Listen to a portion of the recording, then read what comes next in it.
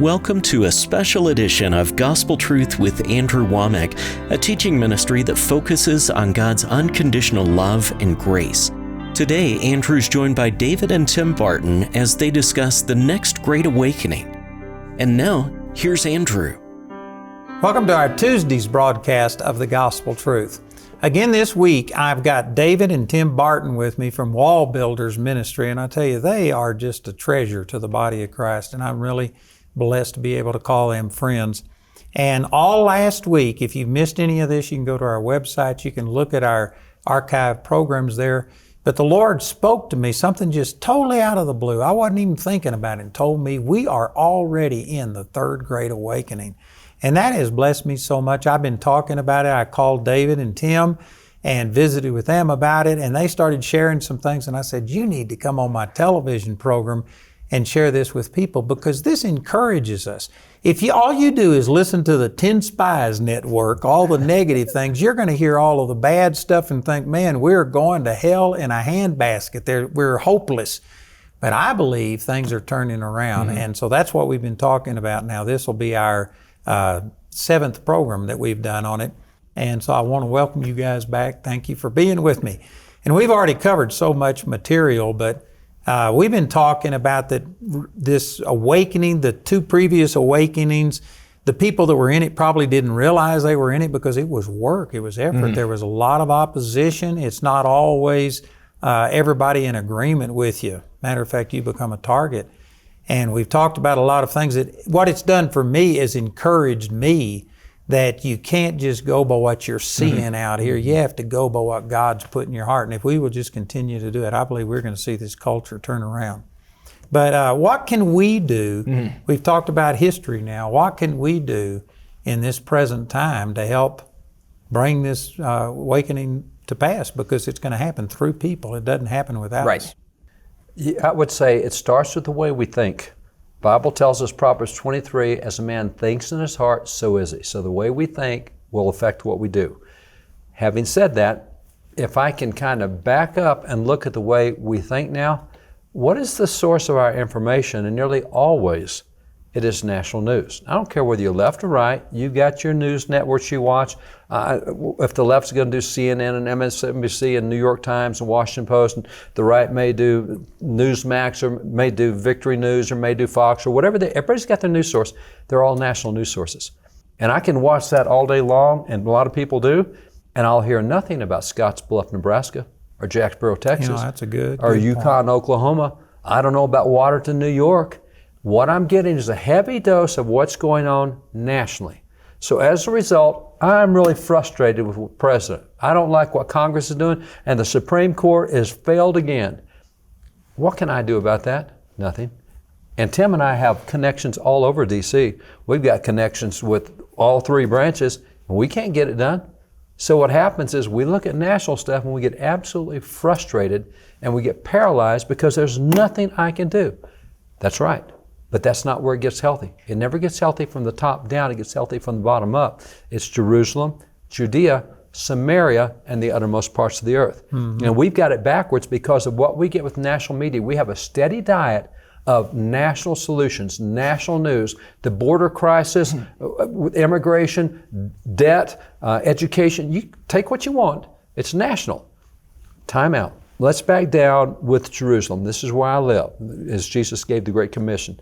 So when you start looking at where you live and what you can do right there, that is the first place to focus. And if that means you need to turn off some national news mm-hmm. so you can get your focus on that community, because that is where you can make a difference.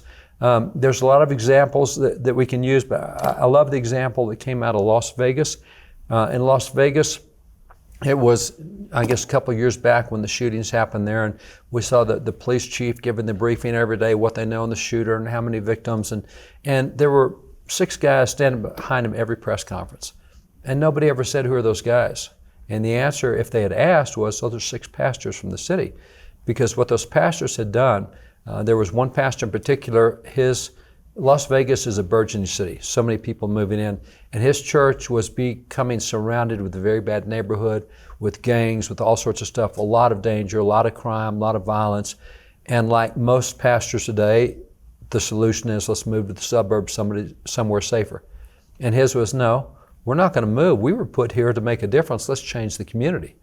So as they targeted that community and got outside the church and started going into homes and started getting with people, starting working with young people to keep them out of gangs and think right and offer all sorts of after-school programs, the crime rate went down 80% in that area. That is It awesome. went down 80%. That got the attention of the police. Amen. And so the pastors got together and they said, let's break Las Vegas up into 6 districts. And they did. And there's pastoral leadership over all of it. And one of the districts, as far as they can find historically, that district never had a church in its history in Las Vegas. And that's where all the strip workers are and the prostitutes, everything else. So black pastor went in, started a church there. He's one of the 6 pastors over the 6 districts. And the police said that in that particular district, crimes were 100% unreported. In other words, if somebody got shot and killed there, nobody's going to report it until you smell the body, and that's where you find out.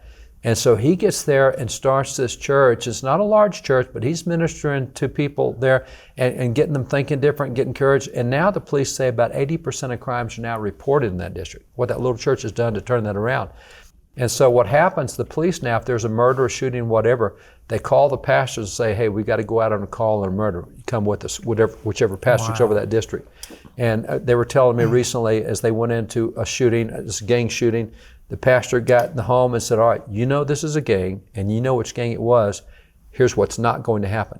You're not going to retaliate. You will not. And the pastor intervened and gave the counsel and guidance, and they put workers there to help the families with the loss they have, put workers on the other side to stop the violence. So the crime rate is so far down that the police chief, when he goes to conferences, he'll take these pastors with him and say, guys, if you want to change your community, you do what these guys should do in Las Vegas. That's awesome. Yep. Now that's a great example of doing where you are. That's where you are. That's national. Jerusalem. And now, granted, that's a really big city, and there's a lot of cities that aren't that big. But the point is, get your focus on where you are. It's easier to make an impact in a small pond than it is in the ocean. And so if you live in a smaller city than Las Vegas, you should even be able to see better results. Absolutely. And this is so counterintuitive for so many people because we've heard for so long that government's here to solve our problems, right? This is what we have taught in schools and universities. This is what most people think is we need the government to do something. We need Congress to pass a law. We need the president to make an executive order. We need the U.S. Supreme Court to deliver this ruling on this decision. That's not the way it's supposed to actually function and work. We don't need more government intervention in our lives. We need more of the church standing up to be the church. Yeah. And even for us, Andrew, one of the things significant to me about even the name WallBuilders, which is the name of our organization, it's interesting looking at the story of Nehemiah. Because Nehemiah, right, part of the Babylonian captivity, he's cupbearer to the king, and he's looking at Jerusalem, and he's so grieved at how destroyed his nation is.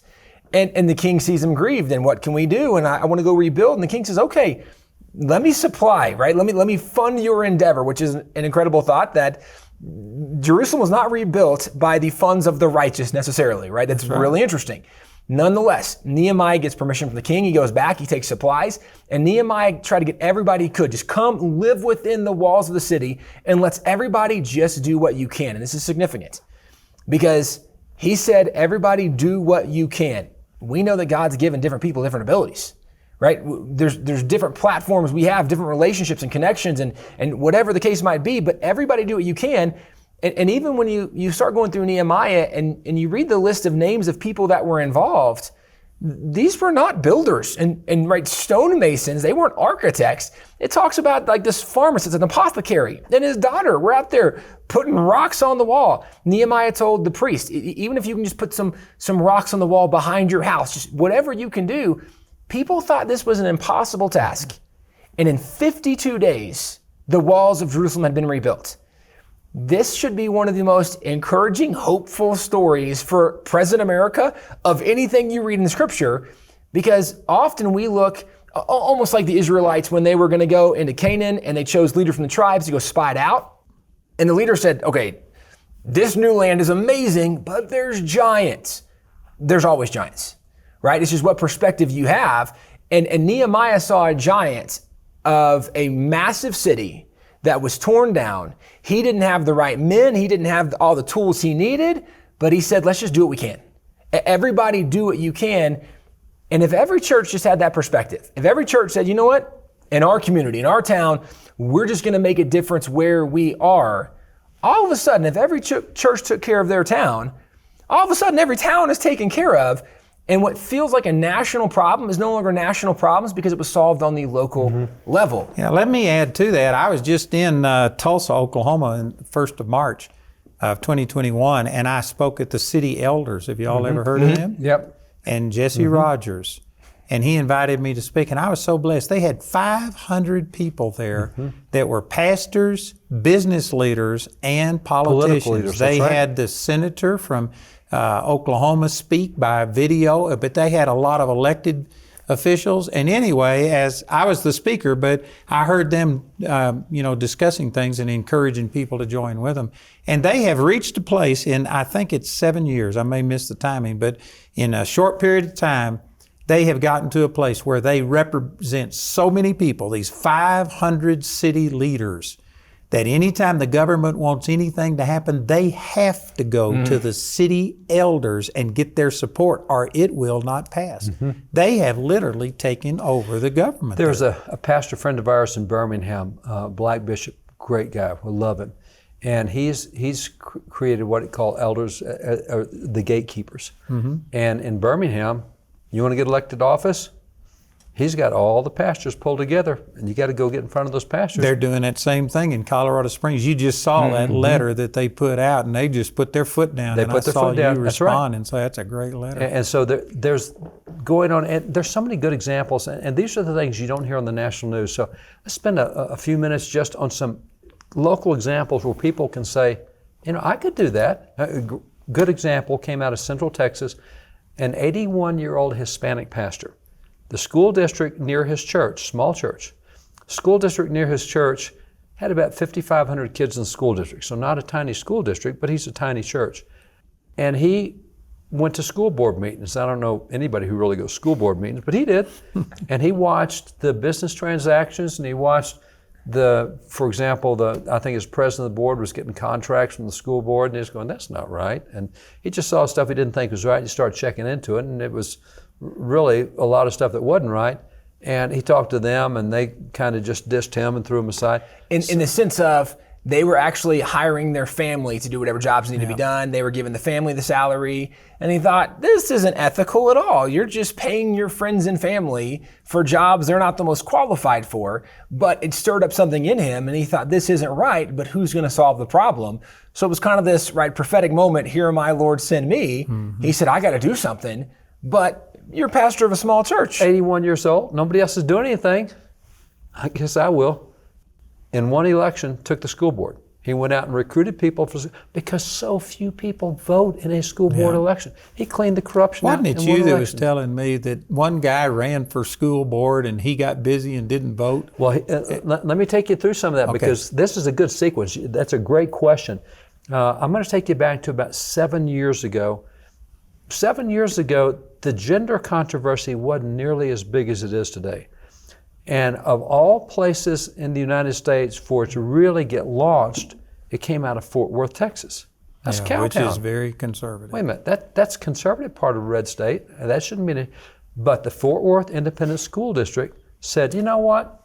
We've got this new idea. Let's not have gender bathrooms for our kids anymore, and let's not have gender locker rooms. Boys and girls can share the same locker room, same bathroom. And you go, what? In Cowtown, USA? You guys have common sense. So what happened was the presidential administration, the Obama administration said, that's a great idea. Picked it up.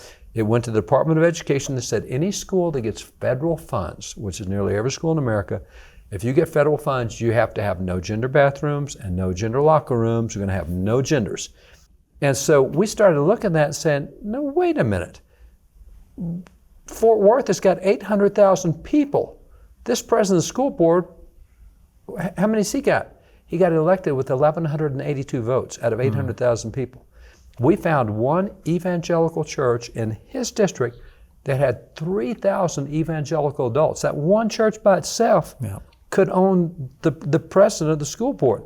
So out of that, once that became a national policy through the Obama administration, we started seeing people popping up saying, that's not right. And so in Northwest Arkansas, Christian lady there we know said, not my school district, you don't. And so there's 40,000 people in the town there. And she said, I'm running for school board and we're not going to do this policy. We're going to have bathrooms separate. And she got elected to the school board, town of 40,000. There were only 35 votes cast in the election. Wow. And she won. Now another guy in Iowa, up in northern parts of Iowa said, not in my school you ain't. And so I think he was a pig farmer, as I recall. And so he went and put his name on the ballot, said, I'm going to be on the school board. We're not good. And on election day, he got busy and ended up not voting. And everybody's thinking, oh, he lost by 1 vote. No. In that election, there was not a single vote cast in his election. If he had voted for himself, he would be the school board member. That just shows you how easy it is for us to get in on a local level and make a difference. But when you get to talking about nationwide, it just overwhelms people. You get frustrated. You get paralyzed. But man, if you'll focus on something smaller, and it still may be a fight. I mean, maybe Dallas, and I'll just say this, the second largest city in the United States is really large. 8 million people, I think, 6 million. But the mayor there was elected with 2.9% of the vote. So even if it's a big city, yeah, you may have to come up with 100,000, 200,000 votes, but out of 6 million or whatever, that's not that big a deal. We've got a transgender guy in our state house, and he's a mess and bad news. And I went and checked, and he won by 49 votes. And I know people in Boulder, which is his district, and if I know people that have churches of 100, 200, 300, 400 people right there, if they would have just had the people in their church do something, that guy would not be there cramming this stuff down. Now see, and that's how revival works, because it's community after community. Now let's assume that people got engaged in their community and we started taking back school boards and city councils and mayors. That's a farm team. These school board members will run for city council, they'll run for mayor, they'll run for state rep, they'll run for state senate, they'll run for U.S. Congress, they'll run for senate, they'll be governors. You got to build a farm team at some point. And if we don't start getting engaged in our local communities, we won't have a farm team. And we're going to keep getting up top folks, just like the representative you mentioned got elected by 49 votes. It's going to be bad policy all the way through. Well, and this is something significant too, even going back to the Bible story of Nehemiah, is looking at how easy it is in local elections to make a difference. When Nehemiah told the people, everybody come and just do what you can. If people just took on the responsibility that they're going to do their part, as you mentioned, right? If some of those churches just would have shown up, if their people would have gone and voted, that would be a different person with different values that would make a difference in what's happening in the state. And so sometimes we look at the big picture and we're overwhelmed. If Nehemiah looked at the whole wall and said, guys, the wall is so big, how much is this going to be? No. Everybody come on, everybody do what you can, and let's just get it done. We should not be overwhelmed by the size of the mountain in front of us. Instead, I love the story of Caleb from the Bible, where when Caleb wants his inheritance, right? And he says, I want that mountain right there, because I heard there's giants on that mountain, and who knows, but that God might give me victory over the giants. I want the battle. It's interesting that for most Americans, we've become so comfortable in our life that we don't really want to fight the battles. We want to live peaceful and not have issues, and I don't want to have conflict with my neighbor, and I don't want to have to do these things. That's probably the wrong mentality for a Christian to have. When you look at so much what even the Apostle Paul wrote, that first of all, we put on the full armor of God. You're supposed to be a warrior. You're more than a conqueror in Christ Jesus. And it's more than just a spiritual analogy. This was something realistically in culture. We're supposed to be the salt and light. The early church turned the world on its head. They were doing things radical that was confronting culture, that was different in culture. But again, with all that being said, this should be something as Christians, we shouldn't be scared of the size of the task. Instead, recognize, like Nehemiah, when everybody does their part, you might only put 2 or 3 stones up, but when everybody does their part, all of a sudden this wall gets built. And even if it's just local elections we're looking at right now, you can make such a difference, as we mentioned with some of these cities of Las Vegas or Birmingham, or even here in the Springs, when pastors are now stepping up. And we mentioned that some of these organizations have been around for maybe 7 years, or maybe only 2 years, or maybe 10 years. The first and second Great Awakening, it was decades and decades and decades. When pastors started getting involved, they didn't see the results and the fruits right away. They had battles, and they battled year after year after year after year. There was finally a culmination. But again, we've talked about this a lot last week. I think we talked about it some yesterday, is that when you look at revivals, they're not always easy. They're not always fun. You have to roll up your sleeves. There's a lot of hard work. There's a lot of conflict. But that conflict shouldn't change our thoughts that, well, we can't be in a revival because it's too hard. That is by definition what is happening in revival. And back to your point about facing a giant, the benefits of defeating a giant are much greater than if you beat a dwarf. Right. You move into the giant's house and get their big bed and their big houses and stuff. If you killed a dwarf, you'd probably be arrested for taking advantage of him and stuff. So well, we it's shouldn't interesting stray that away. With what's going on, it's part of the problem we have is, and I think, Tim, what you were saying with all the groups and the group you spoke to in Tulsa and others, those are other indications that a great awakening is happening, because you're seeing pastors engage, pastors start to become leaders, Christian leaders getting engaged, you're starting to see moral standards raised and say, no, that's wrong, we're not going with there's no rights and wrongs, that is wrong. And so part of that's happening, but for this to work, there's a great passage in 2 Timothy that says, a runner runs, but no one is crowned unless he runs according to the rules, which means you have to know the process. And what happens is Christians have not taken the time to know the process of even local elections. When is the deadline for school board candidates? I'm going to go recruit 3 school board candidates. I've got until, I don't know, August the 17th and a half or whatever it is. We don't even know the process, and if we did, we could get active in that process. It doesn't take much to make an impact. Like that guy in Iowa could have been elected if he voted for himself. Yeah. And this is one of the things that you're helping us with in Truth and Liberty. We just had a meeting recently that, we're going to be doing some things covertly because you warned us. If we come too open with it, we'll draw too much scrutiny. But you started showing us processes and that we have to start recruiting people.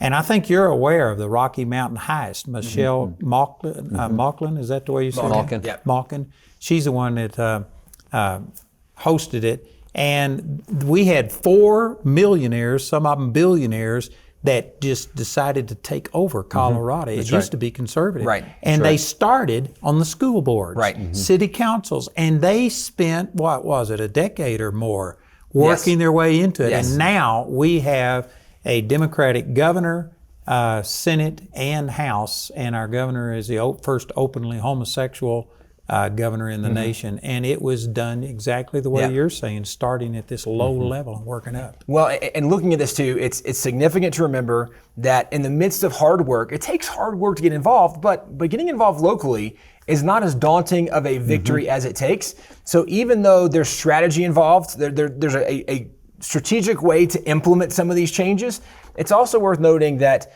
as we're, again, big picture revival, because we think we're in the third Great Awakening.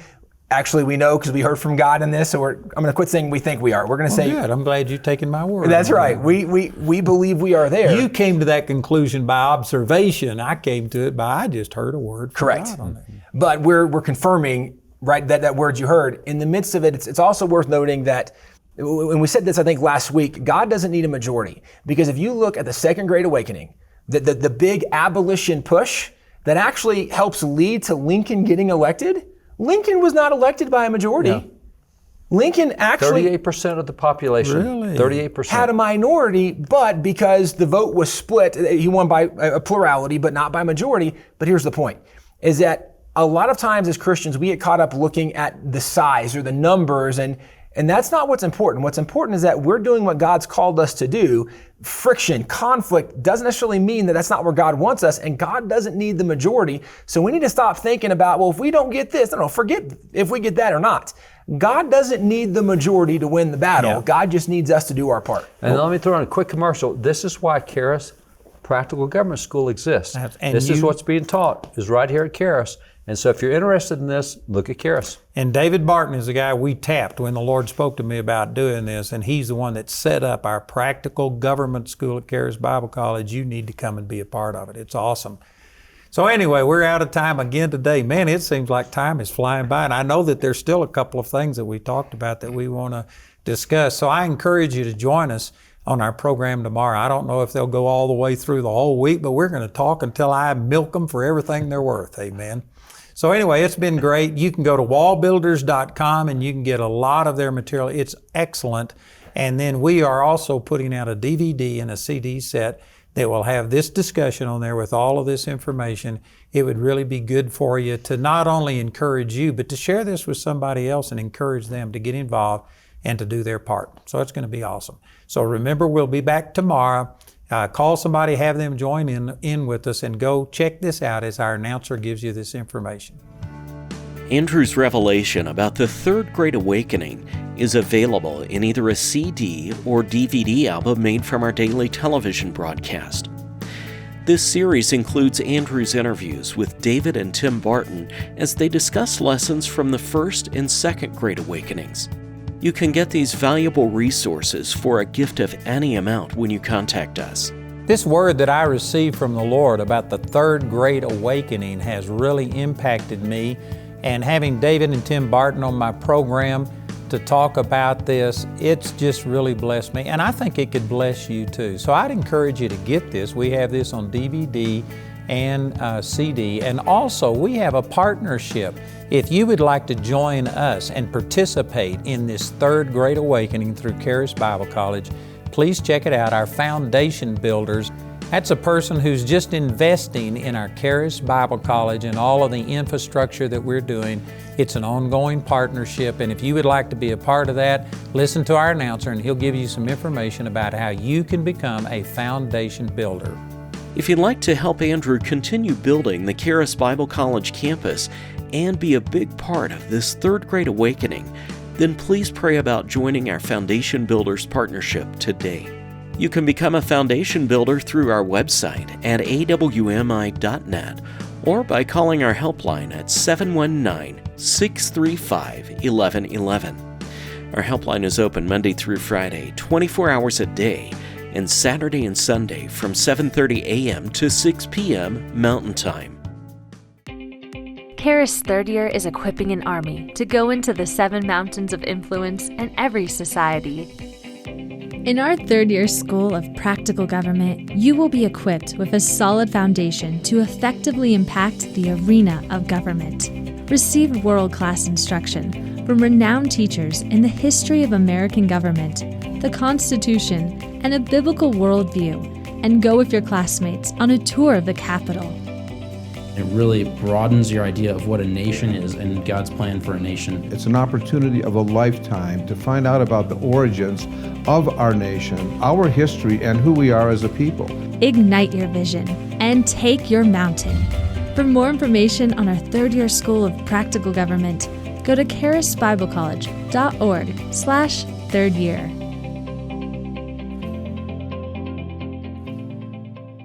I want to let you know that we have now started a Karis Daily live Bible study. We've been doing a Bible study every Tuesday night live for about 2 years, but now we have 5 days a week.